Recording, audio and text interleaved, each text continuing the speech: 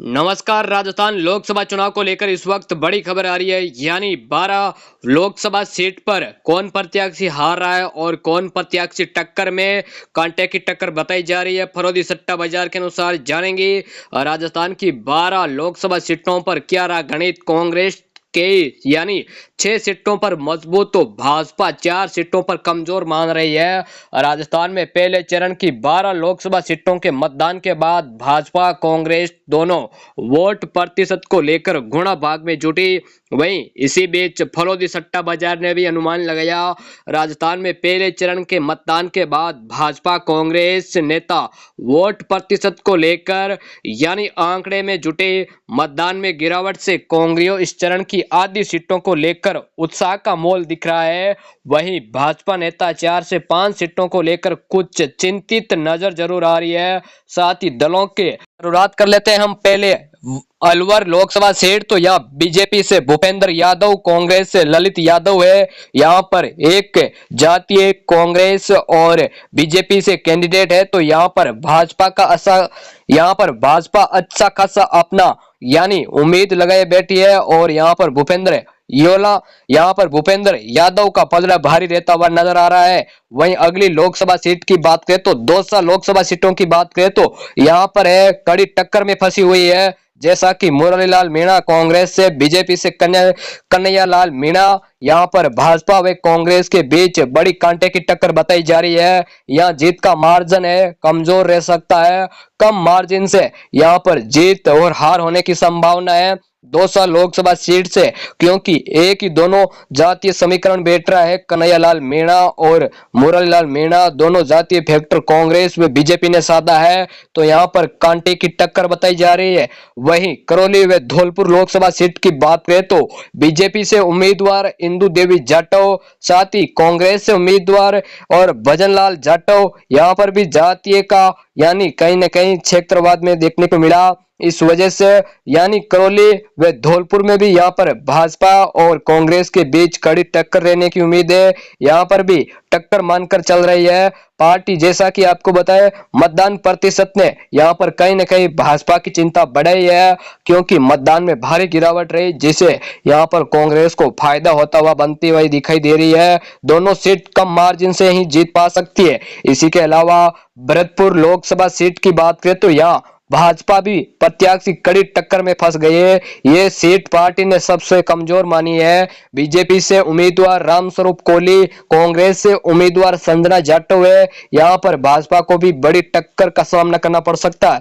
इसी के अलावा जयपुर ग्रामीण की बात करें तो जयपुर ग्रामीण में भी यहाँ पर जैसा कि लोकसभा सीट है, जयपुर ग्रामीण से बीजेपी से राव राजेंद्र सिंह है और कांग्रेस से अनिल चोपड़ा है। यहाँ पर भारी मतों से उम्मीद कर रही है। जैसा कि जयपुर सीट पर सर्वाधिक मतों से जीत की उम्मीद लगाए बैठे हुए हैं, लेकिन कहीं ना कहीं यहां भी कांग्रेस वाले कड़ी टक्कर का अनुमान लगाए बैठे हैं कांग्रेस उम्मीदवार। इसी के अलावा श्री गंगानगर लोकसभा सीट की बात करें तो बीजेपी से उम्मीदवार प्रियंका बेलान और कांग्रेस से उम्मीदवार कुलदीप इंदौरा है। यहाँ पर भी इस सीट में कड़ी टक्कर मानी जा रही है। जैसा कि पार्टी ने श्री गंगानगर में भी टक्कर मानकर चल रही है, यानी यहाँ पर भी जीत का मार्जिन काफी कम रहने की संभावना है। बीजेपी व कांग्रेस के बीच काफी टक्कर का मोल बना हुआ है। इसी के अलावा सीकर लोकसभा सीट की बात करें तो बीजेपी से सुमेंदानंद सरस्वती व कांग्रेस और सीपीआई से गठबंधन के तौर पर अमराराम है।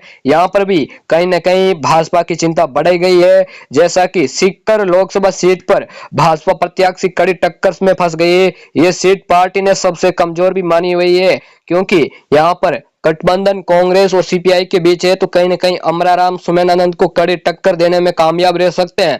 इसी के अलावा चूरू लोकसभा सीट की बात करें तो बीजेपी से उम्मीदवार देवेंद्र झाझड़िया और कांग्रेस से राहुल कसवा, जो कि यहाँ कांग्रेस ने राहुल कसवा को टिकट दी है, बीजेपी ने राहुल कसवा का टिकट काटा। इसीलिए पूरे राजस्थान में 25 में से चूरू लोकसभा सीट ऐसी है जहां पूरे राजस्थान में चर्चित है, पूरे देश में भी चर्चित बनी हुई है क्योंकि 10 साल बीजेपी के साथ 2 बार सांसद चुने गए और इस बार इनका टिकट काट दिया गया, जिस कारण सबसे चर्चित सीट है चूरू लोकसभा सीट है।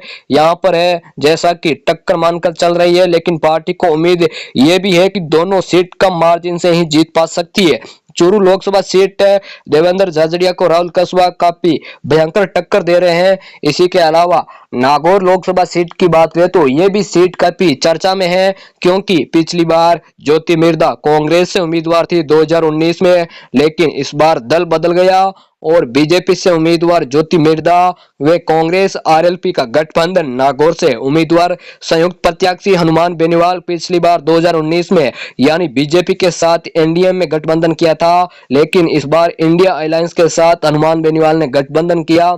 इसी को लेकर चूरू और नागौर लोकसभा सीट को भी कड़ी टक्कर में मानकर चल रही है। कहीं न कहीं यहां पर यानी हनुमान बेनीवाल का स्थानीय लोकल स्तर पर काफी मजबूत पकड़ मानी जा रही है, तो यहां ज्योति मिर्धा को भी कड़ी टक्कर देने में कामयाब रह सकते हैं और हनुमान बेनीवाल यानी यहां पर भाजपा को कड़ी टक्कर दे रहे हैं। साथ ही ज्योति मिर्धा को भी कहीं न कहीं यहां पर भाजपा के वोट के साथ फायदा होता हुआ मिल रहा है, तो यहां पर भी पार्टी भाजपा कड़ी टक्कर मान रही है गठबंधन के तौर पर।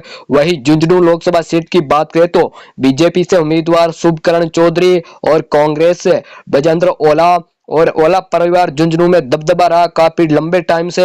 यहां पर कांग्रेस अच्छी खासी यहां पर मजबूत मानी जा रही है। तो इसी के अलावा यहां पर जैसा कि झुंझुनू लोकसभा सीट पर भाजपा प्रत्याशी कड़ी टक्कर में फंस गए शुभकरण चौधरी और लंबे समय से यहां ओला परिवार का झुंझुनू में यहां पर काफी दबदबा है। इसी को लेकर सबसे कमजोर सीट यहां पर यह भी शामिल है झुंझुनू लोकसभा सीट। यहां पर भाजपा को कड़ी टक्कर देने में कामयाब रह सकते हैं बजेंद्र ओला। अब बीकानेर लोकसभा सीट की बात करें तो यहाँ पर दोनों हैं, जैसा कि मेघवाल समाज से हैं बीजेपी से उम्मीदवार अर्जुन राम मेघवाल 2 बार यहाँ पर केंद्रीय कानूनी मंत्री भी बने हुए हैं।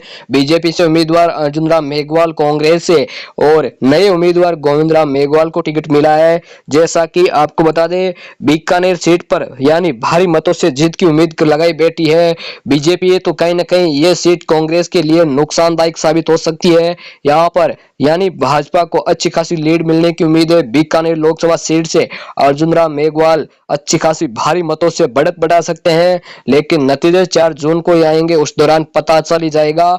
लेकिन फरोदी सट्टा बाजार के अनुमान के मुताबिक आपको लगातार हम आपको अपडेट दे रहे हैं।